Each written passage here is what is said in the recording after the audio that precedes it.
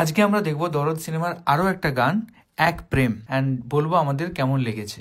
আমরা এটা ফার্স্ট টাইমই দেখবো এই গানটাও, অ্যান্ড এটাও আমাদেরকে কেউ রিকমেন্ড করেছে, তার জন্য আমরা এটা দেখছি। তো চলো শুরু করা যাক। হ্যাঁ চলো শুরু করা যাক। চলো শুরু করা যাক।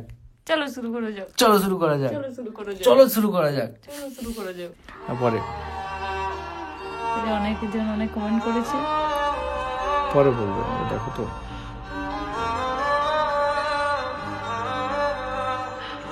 তুমি তো কমেন্টটা বলে দিয়েছো,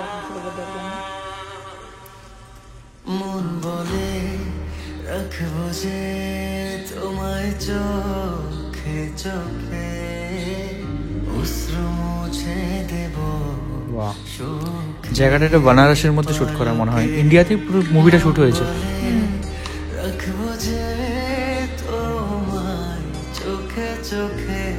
আমরা যেটা আলোচনা করছিলাম না যে এই সিনেমাতে যে না একটা ভালো না খারাপ বুঝতে পারছি না, আমার মনে হচ্ছে কিছু সে সাইকো তাইকো এরকম কিছু ব্যাপার আছে। বউকে হয়তো খুবই ভালোবাসে, নয় ওইরকম কিছু একটা।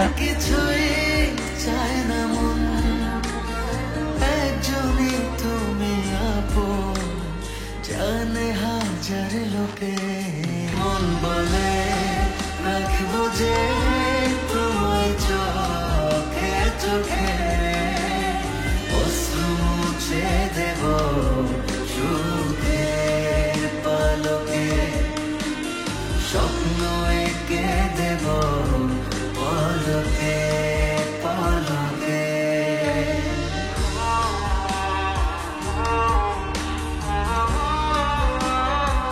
এখানে দেখাচ্ছে যে বউকে খুব ভালোবাসে।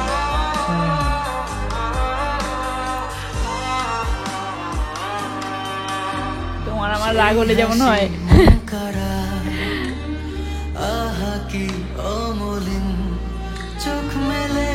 গানটা খুব সুন্দর। হ্যাঁ গানটা খুব সুন্দর।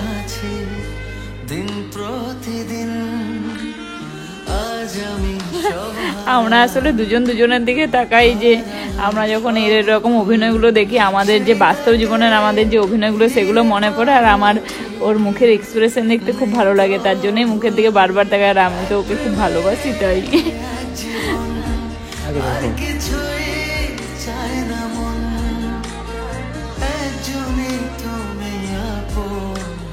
জানে হাজার লোকে।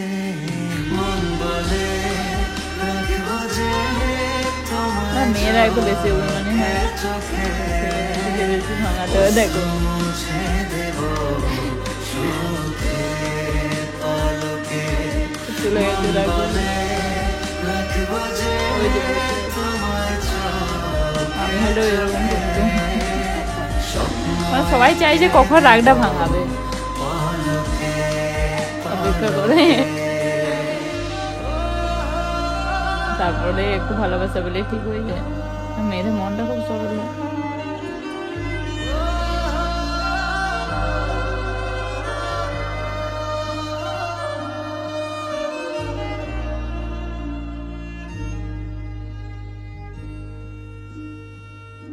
কি কষ্ট হচ্ছে এটা বুঝতে পারলাম, কিসের জন্য কষ্টটা পাচ্ছে সেটা বুঝতে পারলাম না। সেটার জন্য ফিল্মসটা দেখতে হবে। অ্যান্ড আমার তো সত্যি ইন্টারেস্ট জাগছে ফিল্মটা দেখার। অ্যান্ড দেখবো কোথায় আছে, রিলিজ আই থিঙ্ক এটা করে গেছে অলরেডি। তো এই সিনেমাটা আমাদেরকে দেখতে হবে। আর হচ্ছে তুমি যে কথাটা বললে যে মেয়েদের মন সরল হয়, সরল কিন্তু হয় না। মেয়েদের মন এরকম ঝিলাপির মতো হয়, এরকম জিলাপির মতো হয়, কিন্তু আমি বলছি মানে মেনে নিলে তো জিলাপির মতো হয়। আমি বলছি যে মেয়েদের একটু রাগ অভিমান একটু বেশি হয়, মেয়েরা একটু ছোটখাটো জিনিস নিয়ে বেশি ভাবে, ছেলেরা কিন্তু সেটা ভাবে না। কিন্তু আরো একদিক থেকে দেখলে মেয়েরা কিন্তু ভালোবাসা পেলে আবার সঙ্গে সঙ্গে সেই সব রাগ অভিমান সবকিছু ভুলেও যায়, সেটা বলছি আমি। আর ছেলেরা কিরকম হয়?